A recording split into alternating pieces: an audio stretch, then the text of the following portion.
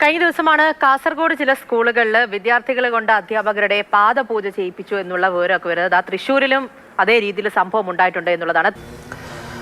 യാതൊരു വിധത്തിലും ഇത്തരത്തിൽ പരാതിയൊന്നും ഉയർന്നിട്ടില്ല. പക്ഷേ ഇതിൽ പ്രതിഷേധമാണ് ഉയർന്നു വന്നിട്ടുള്ളത്. ഡിവൈഎഫ്ഐയുടെ ഭാഗത്തു നിന്നും ഇപ്പോൾ പ്രതിഷേധ കുറിപ്പ് ഇറക്കിയിട്ടുണ്ട്. അതായത് ഇത്തരത്തിൽ സംസ്ഥാനത്ത് മറ്റിടങ്ങളിൽ ഉണ്ടായതിന് സമാനമായി തന്നെ തൃശ്ശൂർ അന്നമനടയിലും ഈ CBSE സ്കൂളിൽ ഇത്തരത്തിൽ ഗുരുപൂർണിമയുടെ ഭാഗമായി ഈ അധ്യാപകരുടെ കാൽ കഴുകിച്ചു, അതുപോലെ തന്നെ കാൽ തൊട്ട് വണങ്ങാനായി നിർബന്ധിക്കുകയും അതിനുശേഷം അത് വീഡിയോ എടുത്ത് പ്രചരിപ്പിക്കുകയും ചെയ്തു. ഒന്നും ശരിയല്ല എന്നുള്ളതാണ് ഡിവൈഎഫ്ഐയുടെ ഭാഗത്തു നിന്നും ഉയരുന്ന ഒരു പ്രതിഷേധക്കുറിപ്പിൽ പറയുന്നത്. അതിനോടൊപ്പം തന്നെ കുട്ടികളിൽ ശാസ്ത്രബോധം ഉയർത്തുകയാണ് വേണ്ടത്, അല്ലാതെ ഇത്തരത്തിലുള്ള അനാചാരങ്ങൾ അല്ലെങ്കിൽ ഇത്തരത്തിലുള്ള വിശ്വാസങ്ങൾ ഉയർത്തുകയല്ല വേണ്ടതെന്നുൾപ്പെടെയുള്ള കാര്യങ്ങളാണ് ഡിവൈഎഫ്ഐയുടെ ഭാഗത്തുനിന്നും ഉയർന്നു വരുന്നത്. എന്തായാലും ഇക്കാര്യത്തിൽ സ്കൂൾ അധികൃതരുടെ ഭാഗത്തുനിന്നോ അല്ലെങ്കിൽ രക്ഷിതാക്കളുടെ ഭാഗത്തുനിന്നോ ഒന്നും തന്നെ വലിയ പ്രതികരണമൊന്നും തന്നെ ഉണ്ടായിട്ടില്ല. സ്വാഭാവികമായും സ്കൂളിൽ നടക്കുന്ന ഒരു ചടങ്ങിന്റെ ഭാഗമായി ഇത് ചെയ്തു എന്നുൾപ്പെടെയുള്ള കാര്യങ്ങളാണ് മാത്രമാണ് ഇതിൽ ഒരു വിശദീകരണമായി വന്നിട്ടുള്ളത്. അതല്ലാതെ മറ്റൊരു തരത്തിലുള്ള കാര്യങ്ങളും പുറത്തു വന്നിട്ടില്ല. അതേസമയം തന്നെ